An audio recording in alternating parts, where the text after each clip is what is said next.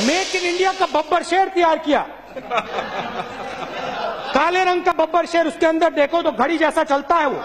भाषण के लिए मैं आंकड़े ढूंढ रहा था, सिंधिया जी से मैंने पूछा, कहीं आपको मालूम है हिंदुस्तान में कितने रोजगार मिले एक साल में? किसी को नहीं मालूम। मैं जाता हूं, भाषण करता हूं, पूछता हूं लोगों से, रोजगार मिला? मोदी जी ने रोजगार दिया? सबके सब ऐसे जवाब देते हैं, नहीं, किसी ने नहीं दिया। मेक इन इंडिया की मजाक उड़ा रहे हैं ना, मेक इन इंडिया की मजाक उड़ा रहे हैं। ये मेक इन इंडिया देश के लिए है। हाँ, सफल नहीं हुआ तो सफल होने के लिए क्या करना चाहिए, सफल होने में क्या कमियां हैं उसकी चर्चा होनी चाहिए। कोई भी नई योजना लाए, नई तरीके से लाए, तो कुछ लोगों को उम्र तो बढ़ती है लेकिन समझ नहीं बढ़ती है, तो समझने में बड़ी देर लगती है। कुछ लोगों का ऐसा रहता है और इसलिए चीजें समझने में बड़ा समय जाता है। कुछ लोग तो समय बीतने के बाद भी चीजें समझ नहीं पाते और इसलिए अच्छा लगता है विरोध करें, तो वो विरोध करना अपना तरीका ढूंढते रहते हैं।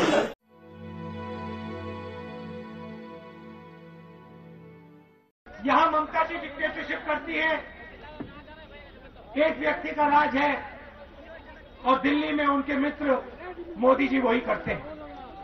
इधर ममता जी झूठे वायदे करती हैं, उधर नरेंद्र मोदी जी झूठे वायदे करते हैं। पूरे देश को उन्होंने बताया कि मैं 2 करोड़ युवाओं को रोजगार दूंगा, मेक इन इंडिया की बात की। और इस गर्मी में आपसे पूछना चाहता हूं,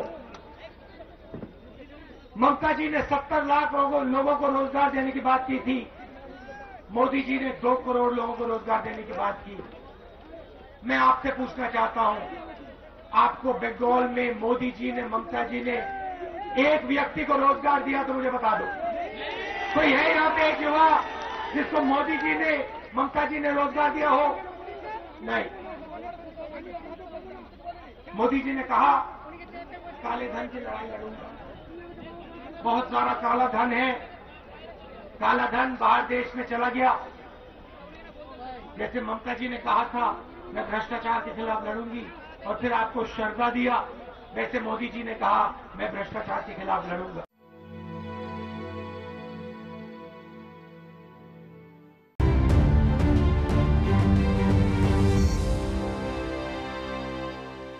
लोकसभा में आज महंगाई के मुद्दे पर चर्चा हुई और इस दौरान कांग्रेस उपाध्यक्ष राहुल गांधी ने पीएम मोदी पर जमकर निशाना साधा। उन्होंने कहा कि पीएम महंगाई पर अपने वादे भूल गए हैं। राहुल ने कहा कि एनडीए सरकार का 2 साल का जश्न धूमधाम से मनाया गया और पीएम ने अपनी योजनाओं का बढ़ चढ़कर बखान किया, लेकिन महंगाई पर कुछ नहीं कहा। उन्होंने दाल, टमाटर, आलू के बारे में बात नहीं की। पीएम महंगाई पर नहीं बोल सकते क्योंकि वो साफ दिखती है। राहुल ने कहा कि प्रधानमंत्री ने खुद को पीएम ना बनाकर चौकीदार बनाने की बात कही थी। देखिए, अब चौकीदार की नाक के नीचे दाल की चोरी हो रही है, लेकिन उन्होंने एक शब्द तक नहीं कहा। पीएम अब बड़े आदमी हो गए हैं, अब चौकीदारी हम पर छोड़ दें। बड़े उद्योगपतियों को फायदा हुआ है, किसानों को नहीं। पीएम आप जो वादे करते हैं सब करिए, मगर आप सदन को वो तारीख दे दीजिए जब मार्केट में दाल, आलू और टमाटर का दाम कम हो जाएगा। साथ ही राहुल ने तंज कसते हुए कहा कि अब गाँव में, कस्बों में एक नया नारा चला है, हर हर मोदी, हर हर मोदी। आपको बता दें कि पिछले हफ्ते कांग्रेस अध्यक्ष सोनिया गांधी ने महंगाई के मुद्दे पर सरकार को निशाना बनाया था और पार्टी सांसदों से आक्रामक होने की बात कही थी। उन्होंने इसके लिए सरकार और उसके मंत्रियों को जिम्मेदार ठहराया था। देखते रहिए डीबी लाइव।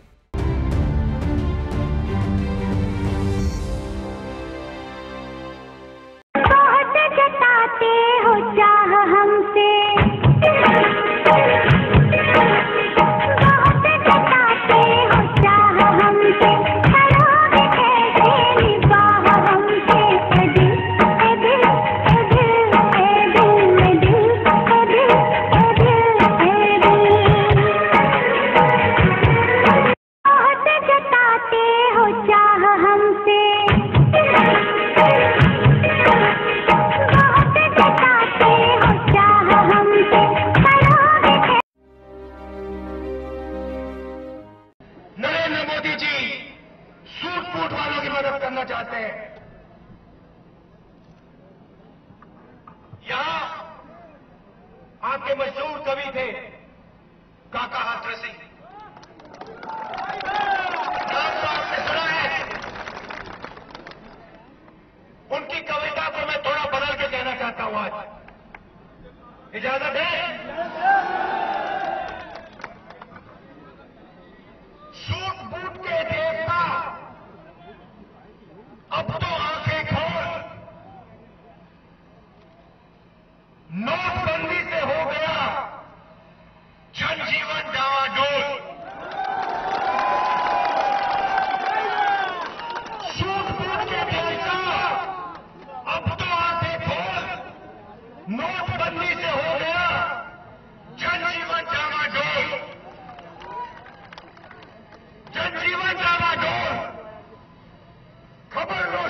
बचा लो,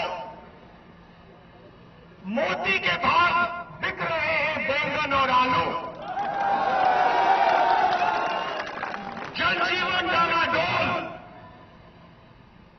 खबर लो शीघ्र बचा लो, मोदी के भाव बिक रहे हैं बैंगन और आलू।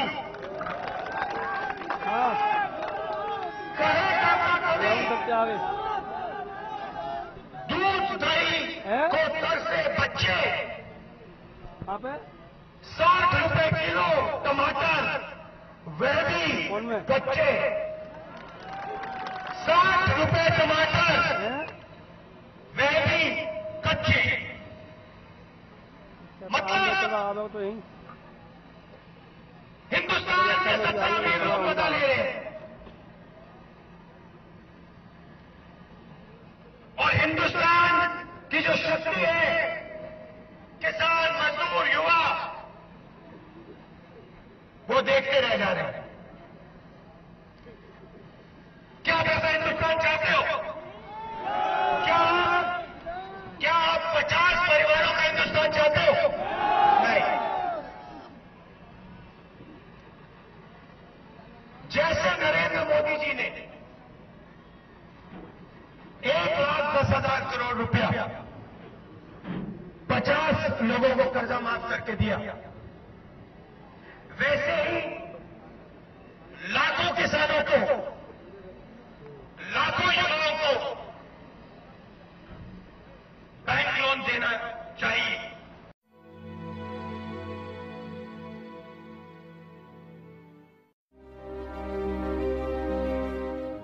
कल भूकंप आया।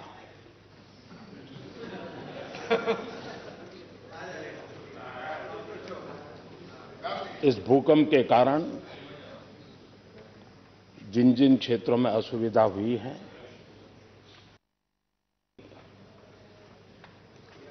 अपनी भावना व्यक्त करता हूं और केंद्र सरकार राज्य के पूरे संपर्क में है। स्थिति में कोई आवश्यकता हो तो कुछ टीमें वहां पहुंच भी गई है, लेकिन आखिर भूकंप आ ही गया।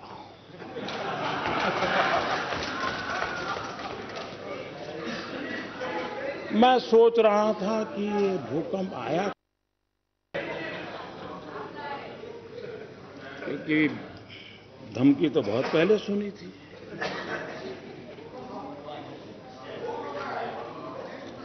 कोई तो कारण होगा कि धरती मां इतनी रूठ गई होगी।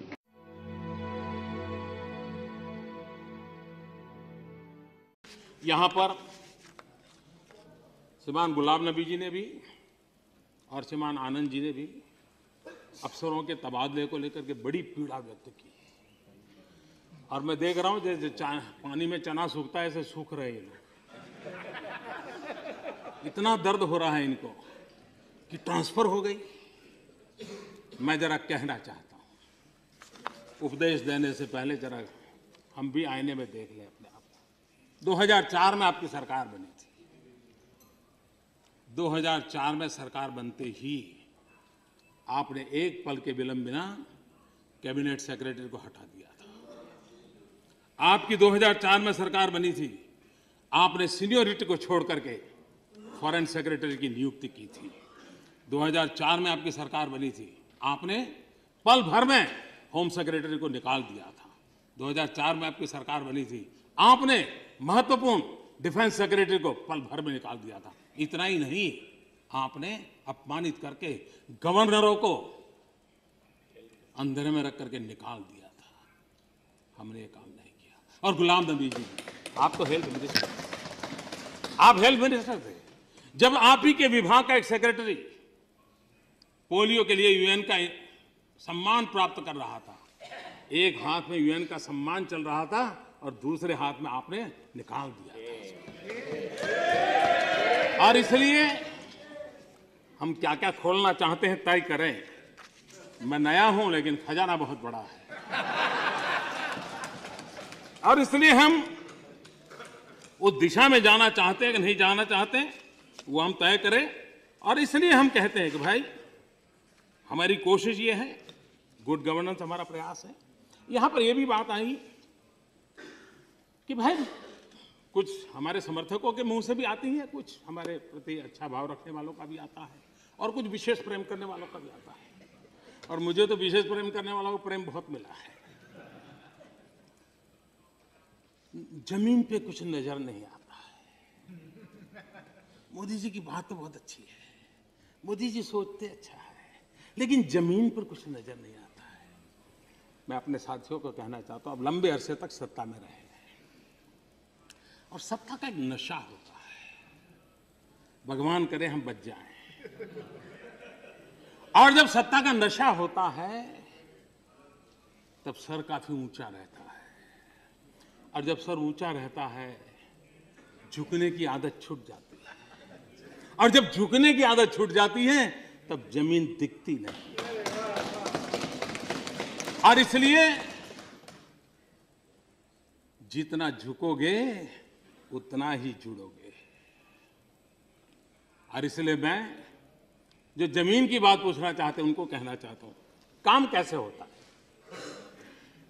रेलवे सरकार की, हाईवे सरकार के, लेकिन दोनों के बीच इतना टकराव चलता था कि 350 से अधिक प्रोजेक्ट हाईवेज के रेलवे मंजूर नहीं करती थी, या रेलवे के प्रोजेक्ट हाईवे मंजूर नहीं करता था।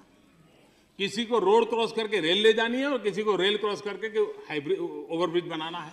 350 और कई सालों से हम आए, हमारे ध्यान में आया, हमने दोनों डिपार्टमेंट को बिठाया, साइलो को खत्म किया, दोनों के बीच एमओयू किया, और मुझे आज खुशी है इसका ऑनलाइन पोर्टल बना है, ऑनलाइन क्लियरेंस दिया जाता है। 350 सालों से अटके हुए सारे प्रोजेक्ट क्लियर हो गए दोनों डिपार्टमेंट में, और कोई भी प्रपोजल आएगी 60 दिन में क्लियर करना तय कर दिया गया।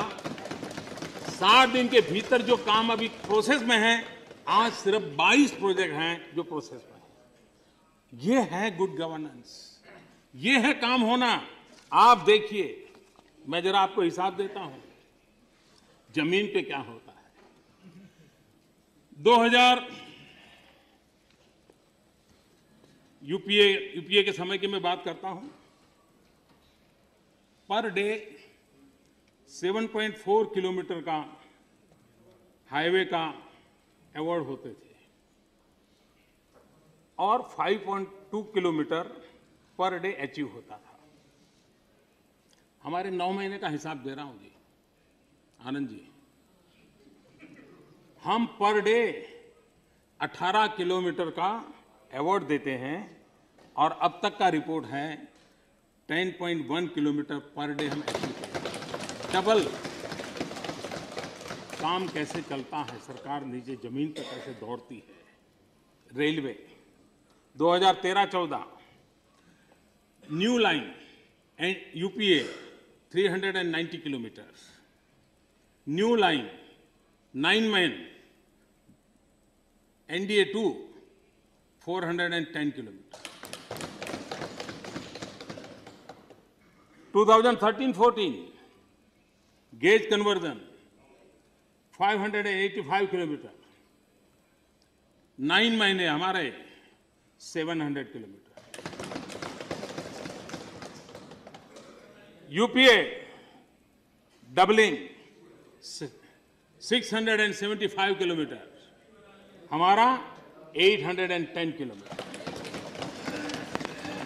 कहने का तात्पर्य ये है कि अगर हम जमीन के साथ जुड़ें तो जमीन पे क्या चल रहा है वो अपने आप पता चलने लग जाएगा। ये मुझे पूरा चुनावी मौसम में राजनीतिक मर्यादा के उल्लंघन का सिलसिला बदस्तूर जारी है। ताजा उदाहरण बीजेपी समर्थक योग गुरु बाबा रामदेव का है। इस बार रामदेव ने कांग्रेस उपाध्यक्ष पर तीखा हमला करते हुए यह तक कह डाला कि राहुल गांधी को उनमें और नरेंद्र मोदी में अपनी मौत नजर आती है।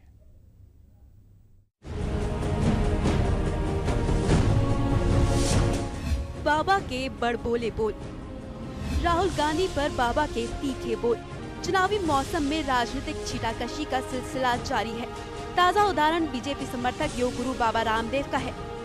मंगलवार को बाबा ने कांग्रेस उपाध्यक्ष पर तीखा हमला करते हुए कहा कि राहुल गांधी को उनमें और नरेंद्र मोदी में अपनी मौत नजर आती है।